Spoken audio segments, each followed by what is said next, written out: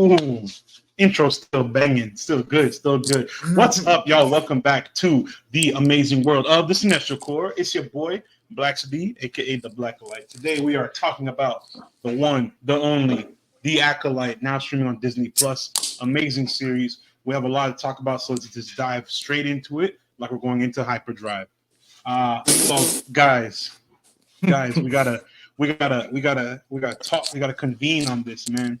I We're on think some we're Star Wars facing, type shit. we're on some Star Wars type shit, type beat. We're Type facing beat. what could potentially be the best Star Wars show out right now. Stop. Not even just out right now. We're not. I'm glazing. we're not I am gonna have- glazing. We're Too not gonna be hyper, soon. bro. Maybe We're not too gonna be. soon on that. Yeah, and or literally exists. We're not about to. Oh, yeah, you're right. You're start my being fault. hyperbolic. Can't forget. No, it is really good though. We got to give it the credit it's due. It started off really well. The premiere dropped on Disney Plus yesterday at 6 p.m. 2-episode premiere, and from the jump, they didn't hesitate. They didn't do any of this long exposition, drawn out episode. They just went right into it, cut right through the bullshit, and Yeah. everyone was on 10 on this first episode. Even the second one was really good, but the first episode definitely is a great hook to get you started on the series. So we'll go around in a circle. We'll start with our resident Star Wars lore specialist, Expert. our grand master of lore, Lord Sauce. Graham, tell us what you got. What are you feeling, bro? I enjoyed it, and I agree with you. It went straight into it. Like I don't think I was expecting them to have the fight that we've been seeing, I guess, in the trailer off rip. And having, Trinity herself be the first Jedi you see whip out a saber at one point. I thought that's a great way to start it off, and I loved it so far. There's some moments that are like maybe they dabble on or like expand a little too much on, and the pacing's a little off. But I think that first episode's so good, and it's mysterious. Like it's very mysterious. We don't really know what's going on. I agree, and I like how they folded it into the ending, the twist at the end, and then the subsequent episode. I don't want to spoil it too much, or if you haven't seen it, watch the episode. Stop what you're doing, go watch the Acolyte, and then come back and check out what we're talking about right now. But just that twist towards the end was like, damn, all right, here we go. It's about to get wicked, and from there we went on from your usual run of the mill paint by the numbers Star Wars story to what's a real dramatic investigation type goose shit. Like you're seeing the Jedi. It's a procedural. It's a procedural set in the Star Wars. No, you're good. It's a procedural set in the Star Wars universe, and I think much like Graham, I do think that there's like a lot of good. I do think there's some things that I'm kind of like, oh, okay, we'll see. But I think for the most part, overall, I really like the world that Leslie Headland has created. I think she's a great showrunner and a great writer and a great just filmmaker in general. So I'm really excited, and I'm willing to put my faith into what she's doing just because I trust her as a creative, and because I'm so anxious. And we've talked about this many a times on the pod and in the group chat about just how restricted the Star Wars universe feels by the Skywalker family, and kind of how anxious we are to have them venture away from that. And so besides Andor getting something that deals with the Jedi Order and the Jedi and Force users, and there's not a Skywalker in sight, is incredibly compelling and exciting. And so that's what I'm really looking forward to, and what really excites me, and is kind of keeping me going. And I really like how they got like Matt said at the beginning. There's like they got rid of all that exposition, left all that bullshit out the way. We got straight into it. Here's a murder. Here's a mystery, and this is what. And at the end of the first episode, they reveal the villain. He within his cool ass. I remember saying the holy shit, that shot where he just ignites his lightsaber. His voice too, and like Star Wars has a thing of masked villains, but the way they make each one sound different, and it sounded wicked and was a great way to cap it off. But I don't think, and one thing I was talking to my buddies about, I think it's good to see it's like a story that touches like soul home at home, and like you're seeing his feelings be almost like pulled on, and he's this obviously like very wise master, almost Qui-Gon Jinn-esque, I feel like, and seeing something like so emotional to him, and how he has to like, he's gonna have to be like a Jedi and like handle these anger or whatever he's feeling towards not being able to save mate or Osha's family, Oshi. I just think that seeing that like dynamic is awesome, and how the Green Jedi, who's in the books, I can't remember, Vernestra, Vernestra, something like that. Seeing how she's almost like, say how the Jedi are in the prequels, like in episode 1, 2, and 3, like you're just seeing this like tease of how like, okay, the slightest decision that could alter the galaxy has to be made in a council or in a democratic vote kind of thing, and not something, like let the force guide us to where this needs to be done right here, right now, or something tragic or something really bad is going to happen. And I'm just excited to see what there's some crazy shit I think that's going to happen. Yeah, agreed. The robes are sick. That's one thing I've been wanting to. Yes, I heard people talk about how they had no drip and they look like ass. No, they look amazing. Oh no! Some of the pictures and like the which this is what happens when you get set photos leaked and stuff. Like they did look bad. And even in some of the trailers, like I guess like maybe the angle or the lighting was just a little off, and they hit it all in post production. I think it looks great. And when Yord was like sitting on the bed and he had the cape like wrapped like on the bed like perfectly, kind of like he's like OCD with his fit, and that's why he's in it at one point. It's got some little funny moments that Star Wars needs, because it's Star Wars. It's a kids show. It's a kids show for children. Real quick, we have just been joined by AZ, aka Darth Skin Mail.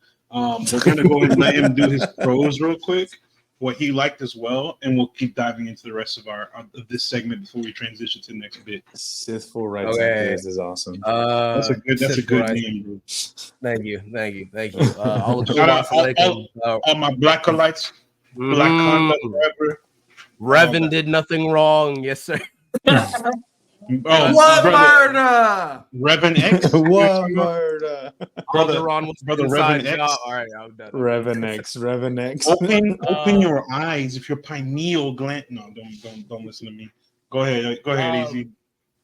So pros. I just finished the second episode a little bit before I logged on, so that's why I was late. I wanted to make sure I had as informed of an analysis as possible.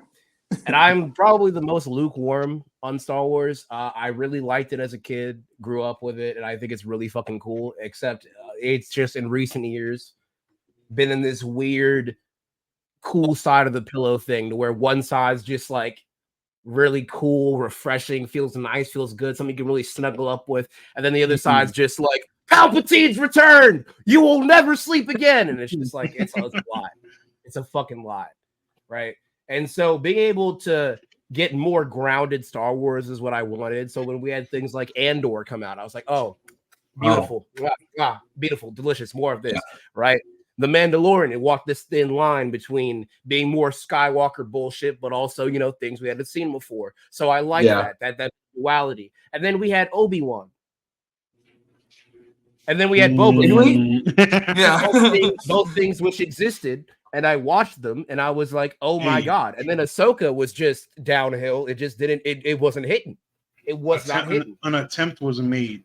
Exactly, an attempt was made. 3 of those. However, as the great Yoda said, "Do or do not. There is no try." And with this, they did. They did with this. It's 2 episodes in, and they done did. Because one of the main things that I liked about Andor is because it got away from the whole Jedi Skywalker thing, and I was really just getting tired of that. I didn't feel like there was any real credible threat when you have space wizards going on, and the Empire were just bumbling idiots. But then they showed me outside of how the Skywalkers and the Rebel Alliance and all that, they showed us how regular people deal with that. And it gave us that grounded aspect. And that's what I liked. With this, I was like, they're dealing with Jedi again. I don't know how well it's going to feel, if I'm going to be able to still take the Jedi seriously. And I'm going to be honest, off rip, they pretty much got me. They had the whole Star Wars setup of a mysterious stranger walking into a town, greeting a person at a cantina, and mayhem ensued. And I thought this was going to be a CGI slot fest, but the fight choreography, I think, is the biggest plus in this. It is phenomenal. I think it really shines in episode 2 when you have exactly when you for instance when you have slow motion 360 shots. I think even without this, I was doing like long one take in real time style action. I'm really liking that because a lot of the agility and choreography is on display. Like recently I had watched Boy Kills World and it had a sort of fighting style that I hadn't really seen in a whole lot of other movies. So whenever a movie does like a new type of hand-to-hand combat system, I fuck with it heavy. And the way that they're emphasizing the agility and the flips and like the physical prowess of each combatant in this is really cool. Like for instance, when Oshi's sister is fighting, I believe his name is Ray. Is it Ray or Ro? Soul. Master Soul. Yeah. When she is fighting, that's Soul, what happens when you watch on the bootleg sites. You hear this shit wrong. That might be it. That might be it. But I watched it 100% legally, so I don't know what you're referring to. Exactly. Alleged bootleg sites. But what I found really interesting is the whole scene with how she fights with her crane-esque style. I don't know what this is. I don't know what this hand shit is. What is that? It's Terrace Kasi. It's there. It's the Star Wars like jiu-jitsu or karate. And, Jedi like learn that. It's like one of the first things they learn when they join the academy, and that's like the first fighting style. It's hand-to-hand shit. This is why having a motherfucker like Graham on the pod is so important, because I was listening to somebody who covers this shit for a living and they get paid, and they're like, it's stupid that they have lightsabers and they're not using them to fight somebody. Why are you using hand-to-hand combat? And in my head, I was like, because if you're a Jedi master, right, you're not going to draw that weapon unless you need to, unless you have no other. That's exactly what she says at the beginning. And she said it herself. Too. So you're not your lightsaber. That means you're trying to kill me or whatever. Well, that's what they say about guns. Like if you pull it, you're gonna kill. You're trying to kill somebody. Exactly. Yeah. So that's I love it, and the fight, and that's one thing that shocked me for sure was the editing. And just the shots of them fighting are so far are great, and we haven't even gotten saber on saber action. I gotta say, also one of my favorite moments. I rewound it about like 3 or 4 times because it was just so fucking clean. There is a point during that fight I was talking about earlier where he leans back like the cleanest, like Michael Jackson 50-degree step back. And still hits like a fucking, I don't even know what to call it. It's like a fucking like sidestep to where she's like inches away from grabbing the lightsaber, and he's like, gotta be quicker than that, and just fucking weaves it from her. But in slow mode, right when she grabbed it. Yes, like every single movement is at the same time extra, but at the same time methodical. Like you can see the thought process behind each of the movements. And you can actually see that he's not fighting to win or to wound. He genuinely does not want to hurt her. He's weaving all of her hits and just fucking one hand blocking them. Like the last time I saw a Jedi fight like this hand to hand was Mace Windu in the original Clone Wars animated. I did not remember that Jedi had mitts like this. But my God, like the fall off between like the Acolyte setting and like the 1,000 years later that happens with Phantom Menace, the fall off of the Jedi Order needs to be studied. 100. Yeah, like and that's what makes it even crazier. That's what makes it even crazier is that it's 100 years, not 1,000 years. So they don't have like a long time to fall. This is only 100 years before. Oh my God, they stuck. Yeah, and that's why you're already seeing these signs of the downfall and why. That's exactly what I was going to say. Jedi washed. They're washed. Yeah. But like Graham said, I think that's one of the good things that the show does well, or one of the really good things I like about the show is that it's really playing into like the thing that a lot of people took away from the prequels were like, they set up that the Jedi are kind of garbage, and how did no one see this coming, and this and that. And it's like what the Acolyte is doing right now, I think leads perfectly into that. It's setting up how like the cracks in the like the chinks in the armor that is the Jedi Order, right? Yeah, and how their ideology has its faults, and how people can manipulate their own kind of way of life against them, and the Acolyte is really sowing those seeds very well. And I think and we're all very fond of the prequels, and I really like how the Acolyte's like, well, here you go, you want some explanations for that, here we go, I got you. So I think another another thing, my bad. Graham, go ahead, and then we're going to move to the next point. Go ahead.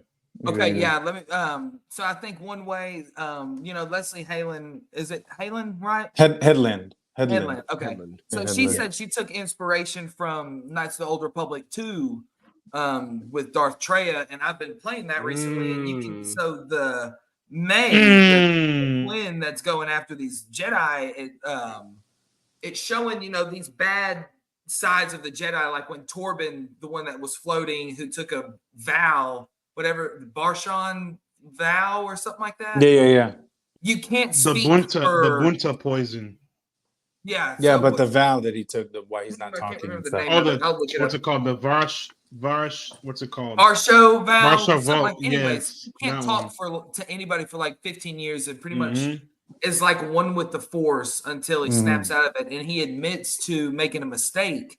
And so in Knights of the Old Republic 2, you're playing, just a quick rundown of it. You're playing as this Jedi who fought with Revan. At the end of the war, they destroyed an entire planet, and she has a Force wound, and the Jedi Council have to cut her off from the Force. And when you do that to a Jedi, like you're almost like killing them or leaving them for dead. And it just shows this duality of the Council, and when they fuck up and make these horrible mistakes. And now they're reaping what they sow, or whatever you can say. Like they're getting, their actions. They're bringing about their own end, essentially. Yes, and I think that these specific ones she's going after, and maybe Soul, or we find out that the Force is going after were on the planet that burned, and pretty much not necessarily let her family die, but weren't there to not let that happen. So obviously they may not have had a hand in it, but they're going to catch the blame, and you're just going to be able. I think we're seeing the seeds of this Jedi Order that comes to be, and we're seeing like the bad side of them, and they're already doing a great job, basically. Absolutely, I agree. Real quick, we just been joined by the homie Gerardo. He's tapped in. We're about to dive into our next, patron saint of hate. Real. All hail Saint Hatred. We're about to dive into our next point. We've just talked about a lot about all the good stuff we liked about the Acolyte. What about some of the stuff we didn't like? I know everyone has their little gripes here and there. So what do we have about dislikes? AZ, go ahead. It's too woke. We'll go to there's girls in it. Too woke. I see women and it makes my penis frightened. Those girls won't talk to me just like in real life. I think what it might be too early to judge a lot of cons, at least in my opinion, off these first 2 episodes, because I do think there's going to be room to grow and everything, but I do find interest in a couple little things that I hopefully want fleshed out a little bit more. For instance, I hope to see like the backstory with May and all of them on their home planet, and what happened with that fire. Because I feel like just a simple fire. Like they have to. They can't. It's done 101. That's simple. They've referenced about it in the class 40 times. Is like a foreshadow, pretty big. At the very beginning. Yeah. I feel like there's like all these little dangling threads that I can't even really call cons, because they're probably gonna be emphasized later on in the series. Like how many episodes is this supposed to be, Graham? Do you know? 8. Or does anyone happen to know? 8? I think 8. 8? Okay. I mean, so far they're doing a pretty good job pacing wise. I just hope it doesn't shit the bed near the end. I would like to see some more implementation of Force powers use aside from just I lift thing, I grab thing. I want to find that more interesting, and I do want a little bit more emphasis on like the legend of the Jedi, the mystique that they have. For instance, when they run up on that guy who's posing as the apothecary in town, he's deathly terrified of him. But at this point in the story, they're just space cops. There's nothing exactly. There's nothing. But they're all literally. Like Yord put his hand on his lightsaber like it was a gun. I caught that. I mean, I saw. Okay. I said, "Boy, what in the Jedi Lives Matter? Like, what is that? What is going on here?" I really would love to see like more of the inner politics of the Jedi played on, like more of the morally gray, no pun intended, for what the Jedi do and what they stand for, like how we saw with Tales of the Jedi, how we saw Dooku's point of view of how the Jedi were losing their way and everything. I like how a lot of people with Soul. Yeah, that's what I'm thinking. That's what I'm thinking. I think we're gonna get that. A gray Jedi, perhaps. But I think we're gonna get that. Yeah. Go ahead, Graham. What we're seeing now is him starting to question things and question the council, because after he had that call with Vernestra on the like little hollow table when they're flying away, you could tell he's like aggravated that they're like, you got to come back all the way back to Coruscant so we can fucking vote on if we want to go save lives or not.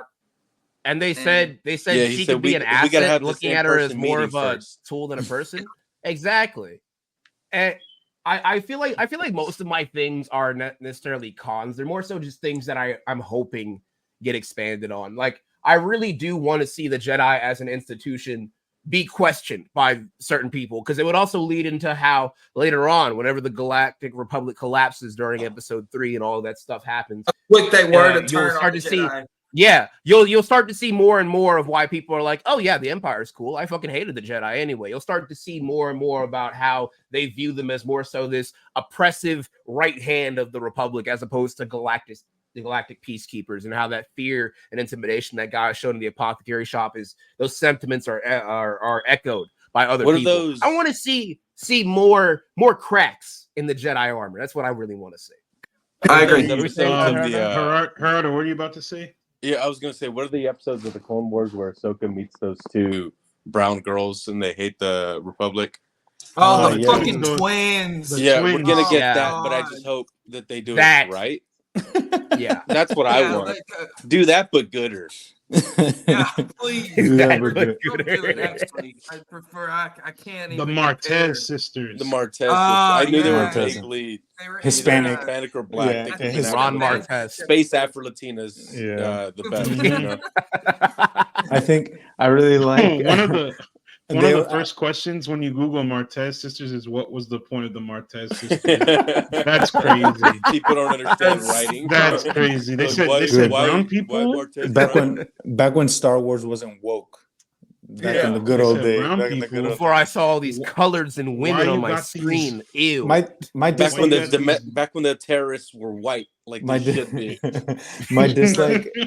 My dislikes and cons are kind of like it's very simple. I mean, we haven't seen enough for me to be like, I dislike this, I dislike that. I think I'm gonna let it play out more before I fully make an assessment. But I really hope I just want to get more of the Sith or the big bad or whoever he ends up being.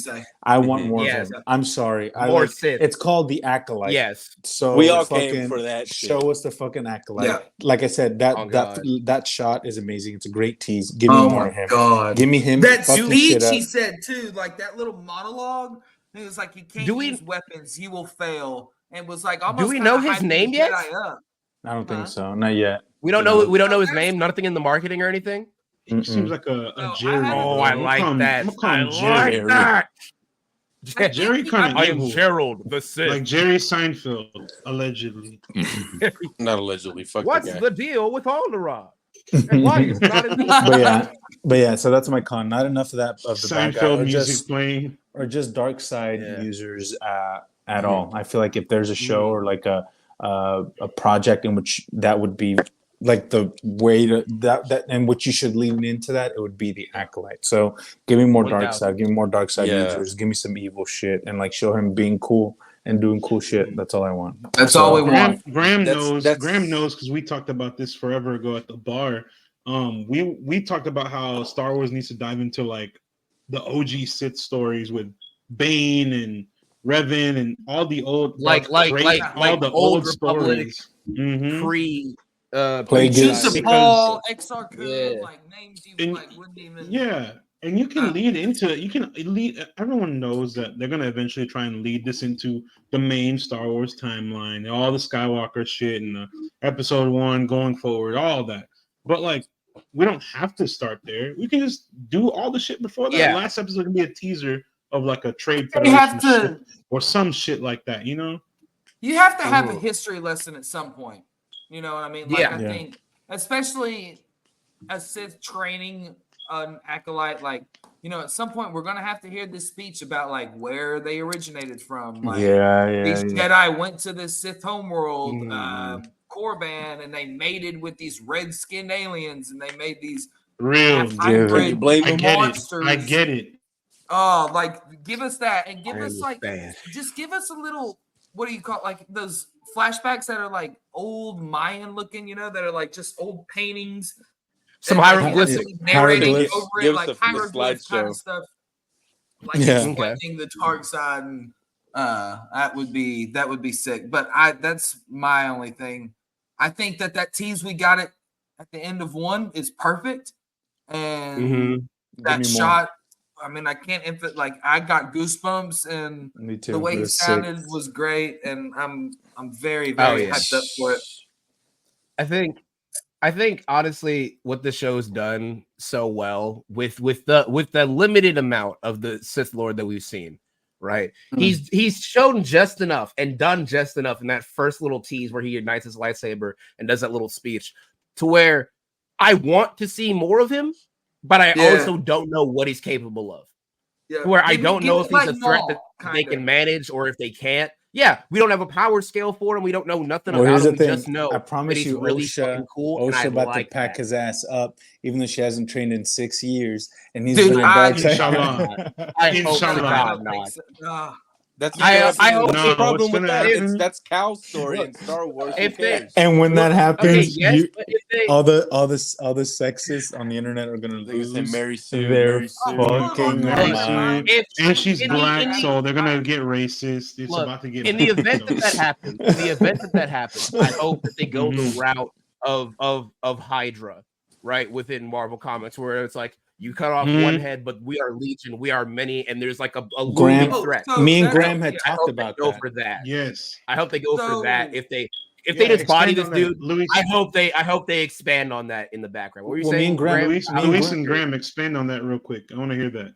Well, I'm just gonna say, I was just gonna say that me and Graham had mentioned that there's an image that was released officially by Star Wars of the bad guy who in the show, and his helmet, he has a really cool looking helmet, and me and Graham had mentioned that it really it reminds us of the Knights of Ren and their helmet, and we know what a big misfire that was and how they fucking fumbled that bag. But Graham had mentioned that it would be really like kind of cool if somehow it like tied back into. Am I misquoting you, Graham, about how it would be really cool if it tied back into that?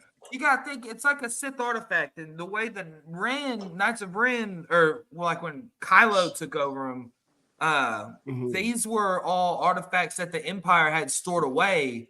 So like some of the weapons they were using were like ancient Old Republic Sith weapons. The helmets are like Force imbued by old Sith lords and stuff. So you can tie it back, but I think the thing about the villains is that they said this is going to be a 3 to 4 season series. So we have a 100-year time period where you have to lead to Plagueis and Palpatine. Period. At the end, in 100 years, it has to be Plagueis and Palpatine. So now, have you ever heard the tale of Darth Plagueis the Wise? Yeah. So what we have now is like, is this Plagueis' master, or is this an apprentice that's fighting for Plagueis' spot under Plagueis' master is Darth Tenebris, and he's a bit the fucking alien dudes that are playing in A New Hope. in the bar, that's what that Sith Lord looks like, but he's gonna breathe. From Max Rebo band, the ones with the big eyes. Yeah, that's but he's a fifth Sith Lord. So I think what is going on here is that this apprentice is thinking he's got enough power in the balls to try to take down his master. And that's why you got an acolyte who you are trying to train. And it's like May is Star Killer. Yeah, I was going to say it's powerful, but like she's an apprentice that, Vader wants to help take down the Emperor. This, whatever the fuck, I don't know what this guy's name's going to be, but there's no way it's Plagueis, I don't think. And if it is, that would be crazy, but he doesn't have that build. Plagueis is the same god on. Yeah, he doesn't have that goofy fucking head. Or they could do the thing where it's just like Plagueis and Tenebris. They could say like Plagueis and Tenebris like exist and they're doing their own thing, and then this is just like a Force user who happens to be incredibly sensitive. That would be cool. Yeah, who has nothing to do with them. He's just kind of a dark side Force user who wants to, I don't know, like and then he gets destroy the Jedi. On by Tenebris and Plagueis. He's just or something. He's just a guy. Just a guy being a dude. That's all it is. There can only be two of them. So yeah, exactly. That would actually be kind of cool if he's like his own sect, trying to start up his own thing. And because May says, I think that'd be more interesting. I agree. Yeah, it would be cool. But May says peace is a lie, and that's like the second part of the Sith code. So it's Sith. We just don't know. I think he's the apprentice, and he's getting an acolyte. I think it'd be interesting if there was a Sith who didn't abide by the rule of two, and because I think like it's very cool that they've done the rule of two since Bane or whatever the hell, but I think it's more realistic that in a universe as big as Star Wars and as expansive as it is, there's gonna be people who's like, no, fuck that. Me and my boys are gonna go rob people and we're gonna use lightsabers. I think it could be. Me and my boys gonna rob people. Honestly. And what's crazy, that could be how this ties into like the High Republic books and stuff. Maybe this guy is like a leftover Viking from the Nihil, and maybe he's like, all right, we're gonna start our own. And we know the Jedi there's always, and throughout the history of Star Wars and all its lore, the Jedi Order has fucking always left bad taste in. They left bad taste in people's mouths. So it doesn't surprise me that an old Jedi Council member or someone who's part of the Jedi left. This is fucked. I don't like this. Yeah. I'm going to the dark side. Like former Jedi. Yeah, like Dooku. Disgruntled Jedi who was tired of the dogma. Go ahead. Good. I was just saying that a former Jedi who was tired of the dogma, the rules, the lack of passion, the lack of feeling, love, that the Jedi sex, pussy. Yeah, he just wanted. That's my revenue. Maybe he just was really mad. He accidentally bled his fucking crystal and was like, "All right, this is my life now." Exactly. Yeah. He was like, "I wanted some space bitches." He got mad. Lightsaber turned red. He's like, "Fuck this. Fuck them guys. Fuck all them guys. I'm out." And he decided to start. He wanted a space wife. He just can't get attached. That's the issue. Exactly. Space bitches are allowed. But space bitches don't heal the soul. With everything. With everything we've just talked about being considered, what are our ratings of this show, of this premiere so far? What's our strong thoughts? 9? Let's go in a circle. Az said strong 9. Az said strong 9. I gotta see more because that's what's preventing it from being a 10. But so far, 9. Okay, Gerardo, what you got? It's lower than that, but it's not a bad thing. I think it's a 6.5 right now. Just because I don't know where it's going, and I want to be excited for it. But Star Wars, like everything but Andor, Star Wars TV has left a really bad taste in my mouth. And I agree. It's cautious. It's not the show's fault. It just happens to be the state of what everything surrounding it. Yeah, I agree. Valid. I really, really hope that my rating goes up, and I think it will. But as of right now, it's just like it's okay. We're doing good. Let's keep this, and let's get better. Which episode did y'all like more? Both of y'all. Like, did y'all like first one? Second one? First one for sure, obviously. First one had me locked up. I'm gonna be honest. When they were using the Force to fluidly move around the bar, I was like, yes, this is what we needed. That was badass. I was like, this is some prequel shit that we need. I need more of these choreographed fights Less of that dumb bullshit from the sequels. Yeah. For me, it was the second, just because I love the second one too. Whenever I saw how like methodical the Jedi were, and then on top of that, like how even within their own systems, people don't really fuck with what they do.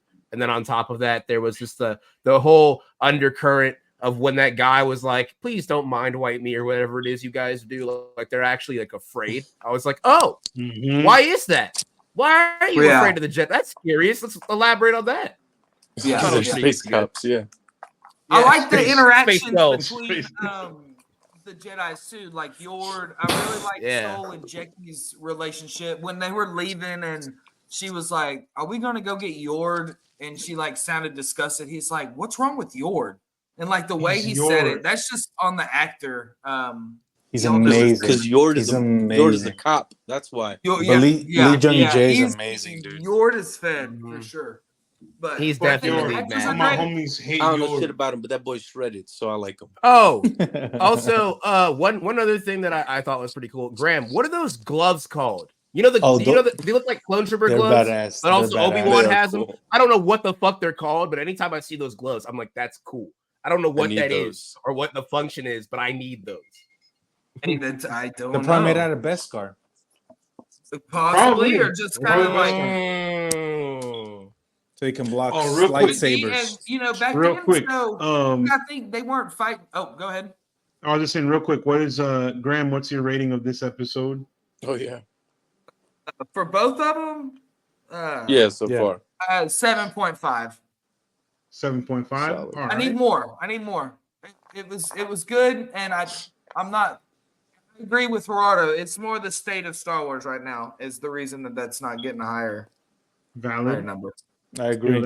I'm right with Graham. 7.5. Same thing. I love lots of aspects of it. I think the acting is great. I think I trust Leslie Headland. Like I said, it looked good. Yeah, I think the lore stuff I think is really cool, and I think I'm super excited. But like Graham and Gerardo said, I'm super trepidatious about it, just due to the fact that we've been fucked over before, and just kind of like what Lucasfilm and Star Wars has just done on the TV front. That's not Andor, so I'm going into it with high spirits, with high hopes. But right now I'm just being kind of cautious about it. It's like a 7.5, and we'll see week to week what happens, and I'm sure it'll go up for sure. I am also right there at around a 7. I'm gonna keep it at 7 because I don't want it to get too high yet. Like I said, it's good. First episode had me locked the fuck in. It started off strong, but I need more. We have several episodes left. I don't want to throw a 10 at it or anything like that until I know for certain. Until we get to that last episode. Because look at Ahsoka, look at all the other Star Wars shows. We're giving good trailers, giving good script leaks, all that shit. And I was like, all right, we're about to be on some good shit. And then we watch the episode, and it's like, this is not it. So isn't it crazy? And this isn't on the people who made Star Wars, but isn't it crazy that the best part of Ahsoka is dead? That's tough. Yeah. And that's not on them, but I'm like, fuck. No, now I'm even less excited about it. That is true. Right. That is true. That is fair. That's talking about Balin Skull, my fucking goat. Man, R.I.P. Ray Stevenson. One more thing. If we're gonna fully lean into the woke Star Wars, where are the Latinos in space, bro? Where the fuck? They're all in Andor. They're relegated to Andor. Where are we at, bro? No brown. They only existed after this 100-year period when we get into episode 3 territory. Oh, well, who's the first one? Because what the fuck? If we're gonna go Cassian Andor, I guess go full fledged, bro. Full fledged. Cassian's the first Latino at the primordial ooze. You talking about Bix from Andor? Bix too. That's right. Those are the only 2 brown people in Star Wars, and Oscar Isaac. Wait, no. There's also that green slug woman that tries to assassinate Padme. She's Latina for like. You talking about the assassin, bro? Yeah, she's Latina for like 5 minutes. That's what you think Van about, Wessel, bro? Yeah, she's Latina for like 5 minutes. Van Wessel becomes a green. Does it count? Yeah, Van Wessel. Stop being Latino. Good call. Bro said. Bro said. That, if anything, that's brown face. It's what we got. Anyways, really good brown face. Messed up. Star Wars Bro 2 said. All right, so it looks like everyone's in accordance that the Acolyte has started off really well. We have a lot to expect in the future. But so far right now, the Acolyte premiere was fantastic. Everyone likes it. We want to see more. We want to see how it pans out over the future of for the rest of the series, and of course how it pertains to the future of Star Wars. But with that being said, another episode in the books, y'all. Another thrilling episode of the Cinestro Corps in the books. Real quick, go ahead and follow our boys over there at Backstage OL. They've been keeping us up to date with all the news in Hollywood, all the information, all the things you need to learn and be up to date on everything going on, movies, TV, video games, etc. Follow our boy AZ Twitch account right there at the bottom, twitch.tv/TariSingo. Also on Twitter, YouTube, TikTok, Instagram, whatever socials, also at TariSingo. All these at names will be in the ticker with an A in the episode description at the bottom. And then that being said, huge thanks to everyone who tuned in today. Keep the excitement going by following us on all platforms at Cinestro Corp. No S. We've got an epic lineup this year that you do not want to miss. Remember to smash that like and subscribe button so you can never miss a beat. Show us some love by leaving us a stellar 5-star review wherever you catch this podcast. Spread the word about our podcast and YouTube channel far and wide with your friends, your family, your entire network. Your all support means the absolute world to us. And until next time, you guys, stay awesome, and we'll see you next time on the next electrifying episode of the Cinestro Corps.